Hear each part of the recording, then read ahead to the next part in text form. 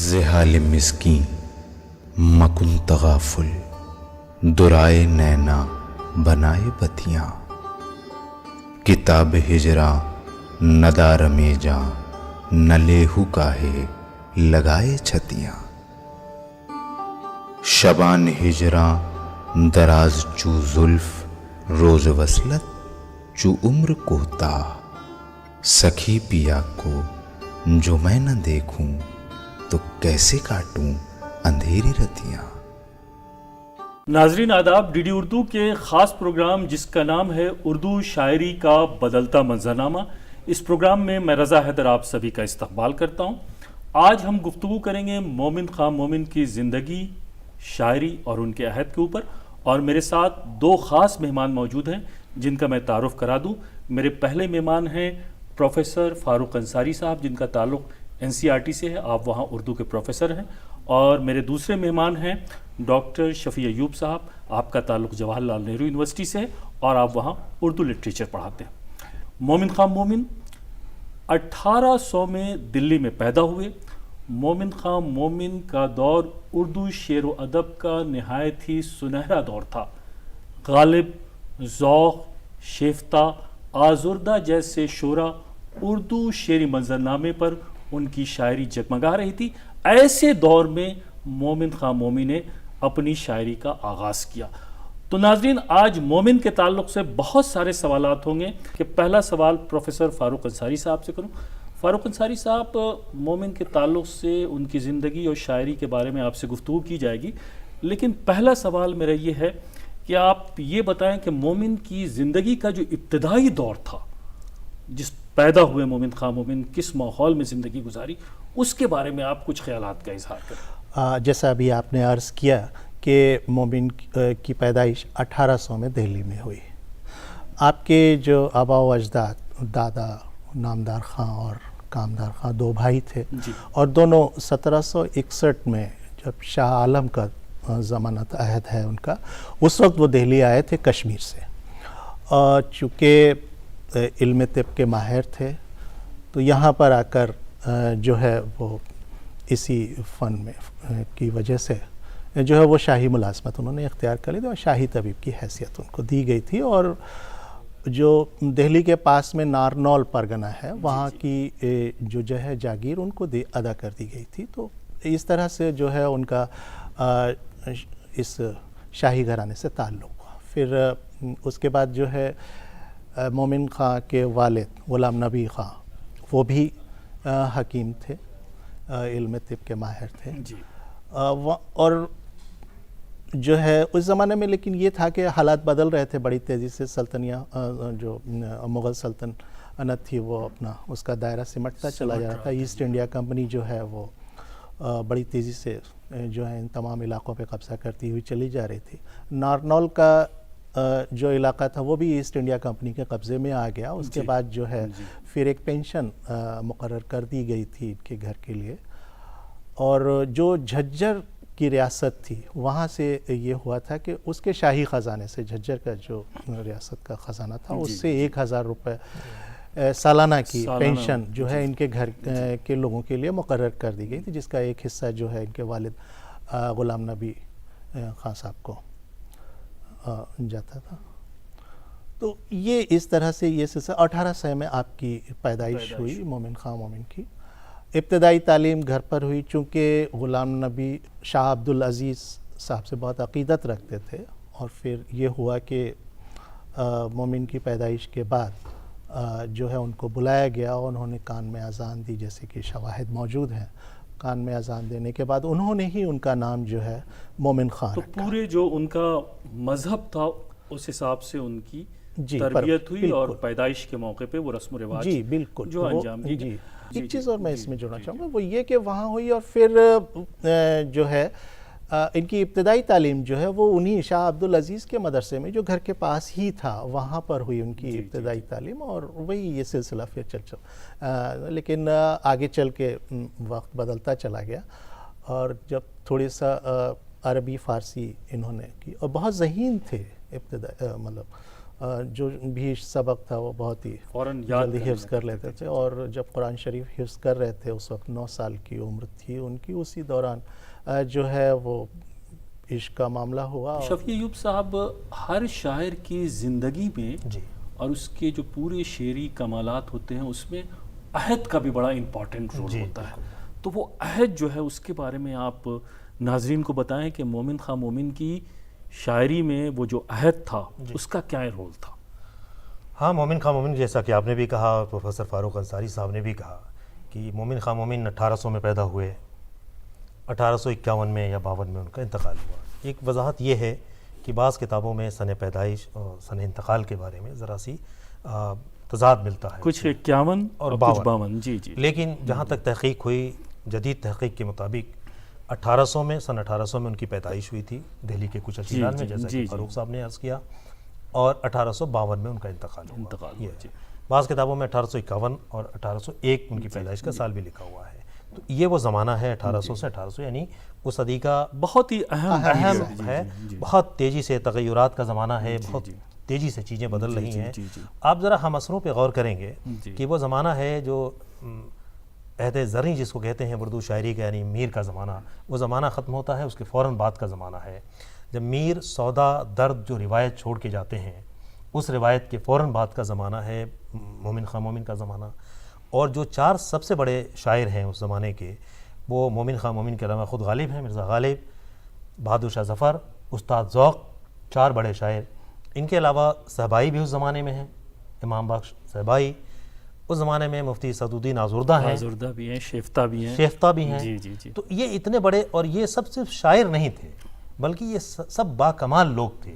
خود آپ مومن خاں مومن کو جب ہم دیکھتے ہیں تو مومن خاں مومن صرف شاعر نہیں ہے، اپنے زمانے کے بڑے نجومی تھے، علم نجوم میں جیوتش ودیا جس کو ہم کہتے ہیں، بہت بڑے جیوتشی تھے اپنے زمانے کے۔ جی جی وہ دست شناس کہتے ہیں، ہست ریکھا کے ماہر تھے، جی جی، ہاتھوں کی لکیریں پڑھتے تھے اور دیکھتے تھے اور بتاتے تھے۔ فاروق صاحب نے عرض کیا کہ طبابت، حکمت ان کے باپ دادا سے روایت چلی آئی تھی، ان کے والد بھی بہت بڑے حکیم تھے اپنے زمانے کے، اور انہی سے انہوں نے حکمت سیکھی، اور اپنے زمانے کے بڑے کامیاب فزیشین تھے مومن خاں مومن۔ تو ریاضی داں تھے بہت بڑے، یہ کم لوگوں کو معلوم ہے کہ یعنی مومن خاں ان مومن کی شاعری کے علاوہ حکمت، جی ہاں، ریاضی داں کا جو نجومی تھے، بہت بڑے نجوم، علم نجوم پہ ماہر تھے، فلکیات کے ماہر تھے، ستاروں کی گردش پہ نظر رکھتے تھے۔ تو یہ ایک بڑا کنٹریبیوشن ہے شاعری کے علاوہ۔ اس کے تعلق سے بھی آپ سے کچھ سوالات میں کروں گا۔ فاروق انصاری صاحب، انہوں نے اردو کی تقریباً سبھی اصناف میں طبع آزمائی کی، لیکن غزل میں جو ان کی انفرادیت ہے، اب میں شاعری پہ گفتگو کر رہا ہوں، غزل میں جو ان کی انفرادیت ہے اس کے بارے میں آپ کچھ اپنے خیالات کا اظہار کریں۔ دیکھیے، غزل کی باریکی جب ہم ان کی بات کرتے ہیں تو جیسے کہ شفیع ایوب صاحب نے ابھی کہا کہ یہ وہ عہد ہے جس میں غالب ہیں، ذوق ہیں، بہادر شاہ ظفر ہیں، اور ان کے درمیان، چونکہ یہ پورا عہد غالب کا عہد کہلاتا ہے، جی جی جی، اور غالب کے عہد میں اپنی انفرادیت قائم رکھنا اور اپنی شعری اظہار کی جو اہمیت ہے اس کو منوا لینا اپنے آپ میں ایک صنعت بہت بڑی رکھتا ہے۔ بات تھی۔ اور آج بھی ہم ان کے کلام کو جو ہے اسی طرح سے محسوس ہوتے ہیں جو اس زمانے سے۔ ان کی جو سب سے بڑی جو خوبی ہے وہ یہ کہ جو روایت رہی ہے شاعری کی، جس میں عشق حقیقی کا زیادہ اثر رہا ہے، تصوف کے مسائل ہیں، اور یہ ان سب کے پیچھے وہ پس منظر ہے جو اس عہد میں تھا، کیونکہ ایک طرف تباہ حالی شروع ہو چکی تھی، جو اچھے جو شعراء تھے وہ لکھنؤ یا دوسری جگہ کی طرف رخ کر رہے تھے، اور دہلی میں جو حالات تھے وہ کافی کچھ بدل رہے تھے، سلطنت کا جو زور تھا وہ ختم ہوتا جا رہا تھا، تو ایک طرح سے پناہ تلاش کرنے کی کوشش کی جا رہی تھی، اور جو مسائل تھے۔ شفیع ایوب صاحب، وہی غزل کی بات آتی ہے کہ غزل کو انہوں نے، پوری اردو غزل کو ایک نئی سمت، ایک نئی جہت عطا کی۔ جی جی، دیکھیے، غزل کے حوالے سے مومن خاں مومن کا نام بہت بڑا ہے۔ میں ایک مثال کے طور پہ یہ پیش کرتا ہوں، نصاب میں ہندوستان کی تمام یونیورسٹیز میں جو بھی نصاب تیار ہوتا ہے، جو ہمارا سلیبس تیار ہوتا ہے، اس میں غزل کا کوئی نصاب مومن خواہ مومن کے نام کے بغیر شامل نہیں ہو سکتا ہے۔ بہت خوب۔ جب سے نصاب میں ہم قصیدے شامل کرتے ہیں، مثنوی اور مرثیہ شامل کرتے ہیں، جن شاعروں نے مرثیہ میں طبع آزمائی کی ہے، مثنوی میں یا قصیدے لکھے ہیں، ان کو وہاں جگہ اس لیے نہیں ملتی ہے جی۔ کہ جب قصیدے کی بات آتی ہے تو ذوق اور سودا کے بعد ہم غالب کا نام لے لیتے ہیں۔ مرثیے میں انیس اور دبیر کے سامنے کسی کا نام نہیں چلتا۔ مثنوی کی بات آئے گی تو آپ دو مثنویاں ہمارے سامنے ہوتی ہیں، جی جی جی، گلزار نسیم کا نام لیتے ہیں، لیکن غزل کا کوئی بھی ذکر، مختصر سے مختصر فہرست اگر غزل کے شاعروں کی بنے گی مومن کے بغیر تو جو ہے۔ مومن کے بغیر وہ فہرست مکمل آپ کچھ نہیں ہو اشعار سکتی بھی ہے۔ بالکل بالکل۔ سامعین کو، اب وہ ناظرین شعر تو کو، بہت ہی جی جی، مشہور ہے، جو جی جی، جس کے بارے میں یہ مشہور ہو گیا واقعہ کہ غالب نے کہا تھا کہ میں اپنا دیوان مومن خواہ مومن کو دے دوں، اور یہ وہ کہ تم میرے پاس ہوتے ہو گویا جب کوئی دوسرا نہیں ہوتا۔ جی جی۔ اب یہ غزل خود ہی اپنے آپ میں بہت ہی رواں غزل ہے، بہت ہی خوبصورت غزل ہے مومن خواہ مومن کی۔ یہ ضرور عرض کر دوں کہ مومن نے جتنی اصناف تھی سبھی میں طبع آزمائی کی ہے، مرثیے ہیں، قصائد ہیں، مثنویاں ہیں، رباعیات ہیں، ترکیب بند، ترجیح بند، تمام استاد شاعر تھے، لیکن جو اصل جوہر کھلتے ہیں ان کے، وہ ان کی غزلوں میں کھلتے ہیں۔ اور غزل میں ندرت خیال بھی ہے اور ندرت بیان بھی ہے۔ ایک جملے میں یہ بات کہی جائے کہ مومن خواہ مومن کی غزل کیوں اہم ہے۔ جی جی، ابھی عشق کی بات کر رہے تھے، عشق حقیقی کی بات کر رہے تھے۔ ہمارے عہد کے ایک بہت اہم شاعر احمد فراز اکثر کہا کرتے تھے کہ ادھار کے عشق سے شاعری نہیں ہوتی۔ تو مومن خواہ مومن کی جو شاعری تھی وہ عشق حقیقی اور عشق مجازی کے ہم جھمیلے میں نہیں پڑے، تب بھی یہ بات سائل ہے کہ وہ ادھار کے عشق کی شاعری نہیں تھی، جی جی، وہ ان کا اپنا تجربہ تھا زندگی کا، اور ان کا محبوب جو ہے وہ کوئی ماورائی مخلوق نہیں ہے، بلکہ وہ عشق پردہ نشیں کا تصور ہے ان کے حوالے سے، اور وہی ان کی غزلوں میں ہے۔ اس لیے ان کی غزلوں میں جو بالہانہ پن ہے، جو کیفیت ہے، وہ دلوں کو متاثر کرتی ہے، وہ کیفیت۔ جی جی، اور آپ یہ دیکھیں کہ ان کے زمانے میں نظر انداز کرنے کی کوشش کی گئی تھی، کوشش اس حد تک ہوئی تھی کہ مولانا محمد حسین آزاد جب آب حیات لکھتے ہیں 1880 میں وکٹوریا پریس سے پہلا ایڈیشن شائع ہوتا ہے، اس میں مومن خواہ مومن کا ذکر نہیں ہے، اور اس پہ جن لوگوں نے ریویو کیا کہا کہ اتنا بڑا شاعر ہمارے عہد کا، مومن خواہ مومن کا ذکر نہیں ہے۔ دوسرے ایڈیشن میں مومن خواہ مومن کا ذکر اس میں شامل کیا جاتا ہے، کیا گیا، تو نظر انداز کرنے کی کوشش تو تھی، جی جی، واقف تھے خوب محمد حسین آزاد مومن خواہ مومن سے، لیکن مومن کو نظر انداز نہیں کیا جا سکتا تھا، اس لیے کہ ان کی غزلوں میں جو روانی ہے، جو کیفیت ہے، جو ندرت خیال ہے، جو ندرت بیان ہے، وہ اپنے آپ میں دلوں کو گرمانے وہی والا ان کی شعری انفرادیت ہے، قائم کرتی ہے۔ جی جی، آپ اجازت دیں تو میں ایک جی جی، ہاں غزل کے کچھ شعر میں پڑھنا چاہتا اشعار جو ہے ہوں، جو بہت مشہور ہیں کہ اثر اس کو ذرا نہیں ہوتا، بہت خوب، اثر اس کو ذرا نہیں ہوتا، رنج راحت فضا نہیں ہوتا، بہت خوب، بہت عمدہ۔ ذکر اغیار سے ہوا معلوم، واہ ذکر اغیار سے ہوا معلوم، حرف نا سے برا نہیں ہوتا۔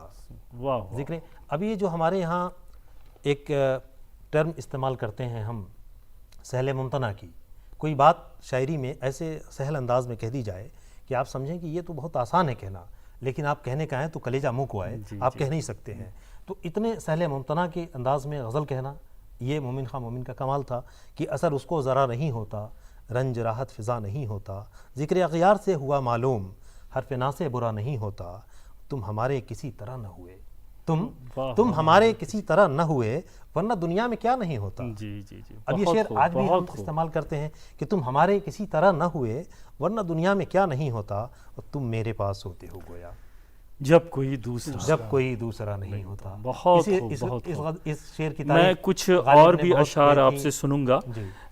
فاروق انصاری صاحب، غالب کو اور اقبال کو اردو شاعری کا آفتاب و ماہتاب کہا جاتا ہے، اور مومن کو نیر تابہ کہتے ہیں۔ تو یہ جو نیر تابہ کی جو خصوصیت ہے اس کے بارے میں آپ کچھ فرمائیں۔ دیکھیے، غالب کا جو معاملہ ہے ان کے ہم عصر تھے، جی جی، اور ان کی جو کہہ سکتے ہیں دنیا، جی، وہ بہت ہی وسیع ہے۔ جی جی، تمام پہلو جتنی بھی زندگی کے ہوتے ہیں، وہ تمام تر پہلو جو ہیں وہ اس میں شامل ہیں۔ اسی لیے ہم آج بھی غالب کو پسند کرتے ہیں، کیونکہ چاہے جو بھی مسئلہ ہو، چاہے کوئی مرحلہ ہو، ہم اپنی بات کو کہنے کے لیے حوالے کے طور پر وہاں پر ان کو شامل کرتے ہیں۔ اقبال کے یہاں فلسفہ اور یہ تمام جو چیزیں ہیں وہ اس میں شامل ہیں، جس کی وجہ سے ان کو ایک آفاقی شاعر کا تصور جی جی ہمارے سامنے ہے۔ مومن کا معاملہ یہ ہے کہ ان کی دنیا محدود ضرور ہے، جی ان کی دنیا محدود ہے، جو بھی معاملات عشق ہیں، جو بھی معاملات ہیں ان کے صرف اسی کے ارد گرد ہی ہیں، یعنی جو عشق کے تجربے ہیں، جو واقعات ہیں، جو امید و بیم ہے، وصل کی ہجر کی جو کیفیتیں ہیں، کیفیتیں ہیں، حکایتیں ہیں، شکایتیں ہیں، وہ تمام تر جو ہے وہ بالکل ہو بہو، اسی لیے وہ آج بھی ہمیں بالکل اپنے قریب پیش کرتے، اور یہی ان کے کلام کی سب سے بڑی خوبی بھی ہے۔ جیسے کہ شفیع ایوب صاحب نے ابھی جو ایک بات کہی کہ سہل ممتنع کی بہترین مثالیں ان کے بالکل ہیں۔ ان کا جو پہلا شعر جو انہوں نے پڑھا ابھی کہ تم میرے پاس ہوتے ہو گویا جب کوئی دوسرا نہیں، بہت آسان نظر آتا، لیکن آپ دیکھیے کہ اس میں آسمان سے زیادہ جو ہے وسعت موجود ہے۔ ایک اور چونکہ اس شعر کو بہت دفعہ پڑھا گیا، ایک اور شعر بہت زبان پر سبھی کے، عمر تو ساری کٹی عشق بتا میں مومن، آخری وقت میں کیا خاک مسلمان ہوں گے۔ مجھے لگتا ہے کہ یہ اتنا عام فہم شعر ہے کہ اردو ادب کا ہر طالب علم، چاہے وہ طالب علم ہو، استاد ہو، شاگرد ہو، سبھی کو شعر یاد ہے۔ بلکہ ایک خاص بات رضا حیدر صاحب یہ بھی ہے یہاں پہ کہ مومن خان مومن نے، جیسا کہ مومن نام بھی تھا اور مومن تخلص بھی تھا، ہمارے بعض شاعروں کے نام الگ اور تخلص الگ ہیں، مومن کا نام بھی مومن اور تخلص بھی مومن، انہوں نے مومن کے جو معنی ہوتے ہیں اس کا بہترین استعمال اپنی شاعری میں کیا ہے، اور ایسا کم شاعروں کے ساتھ ہوا ہے کہ اپنے تخلص کا، میں دو شعر صرف پڑھنے کی اجازت چاہتا ہوں کہ اپنے تخلص کا کس خوبصورتی کے ساتھ استعمال کیا ہے۔ ایک تو یہی شعر جو آپ نے پڑھا کہ عمر ساری تو کٹی عشق بتا میں مومن، اب عشق بتا کا اور مومن سے تعلق دیکھیے کہ مومن کا کتنا خوبصورت استعمال کیا ہے کہ عمر ساری تو کٹی عشق بتا میں مومن، آخری وقت میں کیا خاک مسلمان ہوں گے۔ پھر ایک اور شعر دیکھیے کہ وہ اللہ ری گمرہی بت و بت خانہ چھوڑ کر، اللہ ری گمرہی بت و بت خانہ چھوڑ کر مومن چلا ہے کعبے کو ایک پارسا کے ساتھ۔ اب یہ بت بھی ہے، بت خانہ بھی ہے، کعبہ بھی ہے، مومن بھی ہے، گمرہی بھی ہے۔ تو مومن خان مومن نے اپنے نام کے مناسبت سے، اپنے تخلص کی مناسبت سے بہت فائدہ اٹھایا شاعری، اشعار جو ہیں اشعار ہیں جس میں اس نے فائدہ اٹھایا ہے۔ شاعری کے علاوہ ایک طبیب، علم نجوم کے جو ماہر تھے، اور اس کے علاوہ آپ یہ کہہ رہے ہیں کہ علم ریاضی سے بھی ان کی واقفیت تھی۔ یہ بھی ایک بہت بڑی بات ہوتی ہے ایک شاعر کے لیے کہ وہ شاعری میں تو مضبوط ہے ہی ہے، اور اس کے علاوہ ایک اچھا طبیب بھی ہے، علم نجوم کے تعلق سے بہت سارے واقعات ان سے وابستہ ہیں، تو اس کے بارے میں آپ کچھ بتائیں۔ یہ جو تمام علم ہے جن میں انہیں بہت ہی مہارت حاصل تھی، وہ اپنے زمانے کے شطرنج کے سب سے بڑے کھلاڑی ہوئے۔ یہاں تک کہ علامہ فضل حق خیر آبادی کو شطرنج میں ہرا دیا، اور علامہ فضل حق خیر آبادی سے غالب کی گفتگو ہوتی ہے، وہ غالب ان سے پوچھتے ہیں کہ بھئی مومن خان مومن نے آپ کو کیسے ہرا دیا شطرنج میں؟ تو علامہ فضل حق خیر آبادی کہتے ہیں، ایک لفظ استعمال بھیڑیا استعمال کرتے ہیں ان کے لیے، کہ وہ ان کی ذہانت کی داد دیتے ہیں کہ مومن خان مومن بے انتہا ذہین آدمی ہیں، اور اگر یہ عشق و عاشقی کے معاملات کو چھوڑ دیتے تو یہ نہ جانے کہاں ہوتے۔ اگرچہ یہ ان کی اپنی بات تھی، ٹھیک ہے، لیکن مومن خان مومن کے ہاں جو عشق کے معاملات ہیں انہوں نے انہیں سربلندی عطا کی، ان کے غزلوں کو جاویداں بنا دیا عشق کے معاملات نے۔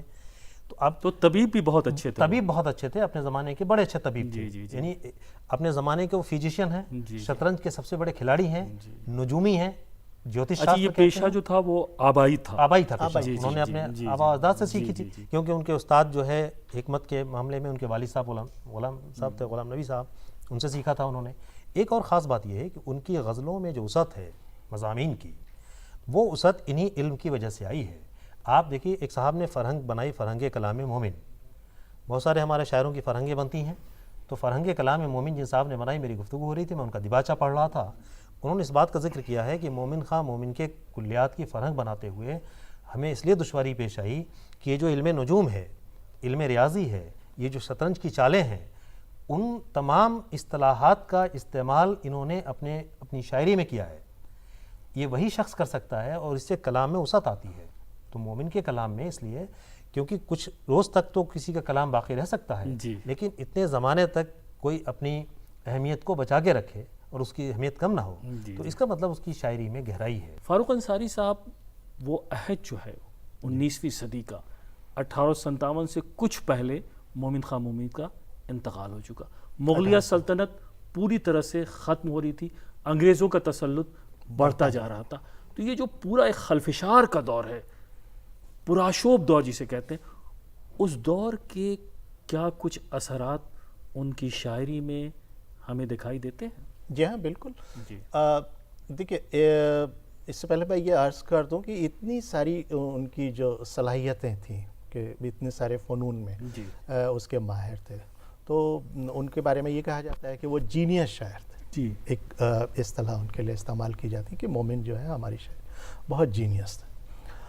بے شک اس میں تمام چیزیں موجود تھیں اور ساری چیزیں ان کے ساتھ موجود تھیں, لیکن جو دنیا ان کی محدود ہوئی ہے غزل کے حوالے سے, لیکن اگر صرف غزل کی ہی بات کریں تو ایک معاملہ الگ ہے, لیکن ان کی جو دوسری اصناف ہے اس میں بھی جو ہے جو بھی حالات تھے ان سب سے ان کی جو شخصیت تشکیل پائی تھی. جی اور وہ اس طرف اشارہ کرتی ہے کہ ان کی جو طبیعت تھی جی وہ کسی ایک جگہ رکتی نہیں تھی. جی جی آپ دیکھیے کہ وہ جب مطب میں بیٹھتے ہیں تو نسخہ نویسی کرتے ہیں اور بہت ہی اچھے نسخے وہ کرتے ہیں. علم نجوم کی طرف آتے ہیں تو وہ جو ہے تعویذ گنڈے کا معاملہ بھی جو ہے وہ کرتے ہیں اور اس کے بھی جو ہے وہ بتا دیتے ہیں کہ تمہارا سامان کہاں غائب. ایسے بہت سارے واقعات موجود ہیں کہ کسی شخص کا سامان گم ہو گیا کہاں پر موجود. یہ ساری چیزیں. پھر اس کے بعد آپ دیکھتے ہیں ستاروں کی گردش, یہ تمام چیزیں بھی کرتے ہیں. ریاضی کے ماہر ہیں. پھر شطرنج کی طرف. یہ اتنی ساری چیزوں کے وہ خلفشار دور, اور جو وہ دور ہے آس پاس بہت کرائسس کا دور ہے, ایک طرح سے پریشان ہے. دلی دھیرے دھیرے دھیرے دھیرے جو ہے وہ یہ مغلیہ سلطنت کا تسلط ہے. انگریز بڑھتے تیزی سے چلے جا رہے ہیں. عام لوگوں میں جو بے چینی اور پریشانی ہے جس کا جو ہے 1857 کی اس میں جا کے پورا خاتمہ ہو جاتا ہے سلطنت کا, اور پوری طرح سے پورا سینیریو ہی بدل جاتا ہے. جی جی جی. تو یہ جو شروع کے اثرات ان کی شاعری میں بھی, ان کی زندگی میں سب کچھ دکھائی, تو وہ کہیں نہ کہیں ان سب چیزوں کو بیان کرنے کی جگہ تلاش کرتے ہیں. شفیع صاحب بس یہ وہ کسی سے مروب نہیں ہوتے تھے. بالکل. قصائد بھی انہوں نے بہت سارے تحریر کیے, لکھے, لیکن ان قصائد کے بارے میں یہ کہا جاتا ہے کہ وہ شخصیات پہ کم تھے, مذہبی زیادہ تھے. تو ان قصائد کے بارے میں 1-2 منٹ میں آپ بتائیں. دیکھیں مومن خان مومن کی جو طبیعت تھی جی جی وہ قصیدوں کے لیے نہیں تھی. جی جی قصائد لکھے, استاد شاعر تھے, مہارت تھی, لیکن صرف ایک قصیدہ ایسا ہے جو مہاراجہ پٹیالہ نے ان کو تحفے میں ایک ہاتھی بھجوایا تھا. اس کا پس منظر کیا تھا؟ پس منظر یہ تھا کہ وہ خوش ہوئے تھے کسی بات کو لے کر کے, ان کا کوئی کلام ان تک پہنچا تھا اور وہ خوش ہوئے تھے اور تحفے کے طور پہ انہوں نے ایک ہاتھی بھجوایا تھا. اس زمانے میں کچھ اور لوازمات تھے اس کے ساتھ. تو مہاراجہ پٹیالہ کے لیے شکریہ کے طور پہ, ان کو خوش کرنے کے لیے نہیں. معاملات یہ تھا کہ ہمارے شاعر حضرات قصیدہ اس لیے لکھتے تھے, کسی نواب, کسی راجہ, کسی بادشاہ کے لیے قصیدہ لکھتے تھے, اس کی بے انتہا تعریف کرتے تھے, اس کے عوض میں انہیں کچھ حاصل ہوتا تھا. جاگیریں ملتی تھیں, کبھی خلعت اور کبھی انعام ملتے تھے.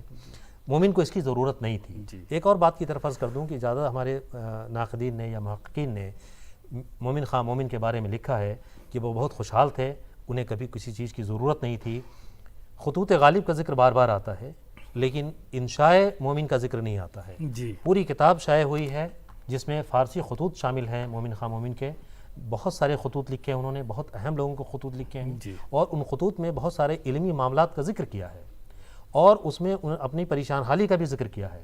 تو گویا کہ وہ مالی اعتبار سے پریشان ضرور تھے لیکن پھر بھی طبیعت اس طرف مائل نہیں تھی, تو قصیدہ نہیں لکھا. مذہبی شخصیات پہ قصائد لکھے ہیں, ان کی تعریف کی ہے انہوں نے, لیکن کسی راجہ, کسی مہاراجہ, کسی نواب اور کسی جاگیردار کی تعریف نہیں کی ہے. اس لیے ان کے اصل جوہر جو ہے وہ غزلوں میں کھلتے ہیں, اپنے ڈھنگ سے اپنی شاعری کرتے ہیں. انہوں نے کبھی اپنی خودداری کو ظاہر نہیں. جی جی جی ہمیشہ وہ اسی کے, اور یہی وجہ تھی شاید کہ وہ زیادہ تر پریشان. ہر شاعر کا ایک مقصد ہوتا ہے, اس کی جو پوری شاعری ہوتی ہے اس کے جہاں بہت سارے مقاصد ہوتے ہیں, اس میں ایک مقصد یہ بھی ہوتا ہے کہ وہ پیغام دیتا ہے اپنی جنریشن کو بھی, آنے والی جنریشن کو بھی. کیا مومن خان مومن کی شاعری میں کوئی ایسا پیغام آپ دیکھتے ہیں؟ مومن کی شاعری کا اگر ہم پورا مطالعہ کریں تو جو چیز نظر آتی ہے وہ یہ کہ جو روایت ہے جی جی بہت خوب, اس سے انحراف. جی جی روایت جو چلی آ رہی ہے کلاسیکی ادب کی، جو روایت میر سے اور ہوتی ہوئی ہمارے یہاں تک پہنچتی ہے، جو اس طرح کے مضامین بیان کیے جاتے ہیں یا جس طرح سے زبان بندی کا معاملہ ہے، ان سب سے الگ ہٹ کر انہوں نے بہت ہی آسان الفاظ کا استعمال اور بہت ہی خوبصورتی کے ساتھ جو واقعات، جو تجربات ہیں، جو حقیقی تجربات ہیں، جو واقعی میں جو ان کے ساتھ گزرے ہیں، جو عام انسان کے لیے جو ہے زیادہ قریب ہیں اس کی زندگی سے، اس کو ظاہر کیا، اس کو پیش کیا. اسی لیے مومن کی شاعری جو ہے وہ آج بھی جو ہے ہم اسی طرح سے پڑھتے ہیں جس طرح سے ہمیں جو ہم سے وہ تقاضا کرتی ہے. بہت خوب. شفیع ایوب صاحب، ایک آخری سوال آپ سے یہ ہے،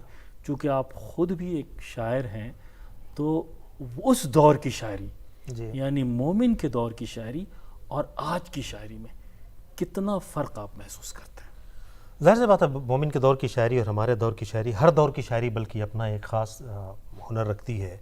اس دور کے جو تقاضے ہوتے ہیں وہ اس شاعری میں ابھر کر کے سامنے آتے ہیں. خود مومن کے بارے میں آپ نے کہا کہ خلفشار کا زمانہ تھا. دیکھیے 1857 کا واقعہ ابھی ہوا نہیں تھا، 1851 میں 52 میں ان کا انتقال ہو گیا، لیکن حالات تو بن رہے تھے. تو ان حالات کا ذکر کہیں نہ کہیں ان کی شاعری میں ہے. ابتدا میں ہی ہماری گفتگو کے پروفیسر فاروق انصاری صاحب نے شاہ عبدالعزیز کا ذکر کیا، شاہ عبدالقادر کا ذکر کیا، ان کی شہادت کا ذکر، وہ ذکر ان کی شاعری میں موجود ہے. مومن خواہ مومن جیسا آدمی اس شاعری میں افضل سے افضل عبادت مبارک کی بات کرتے ہیں، شہادت کی تمنا کرتے ہیں. تو وہ حالات بن رہے تھے، وہ ان کی شاعری میں ہے.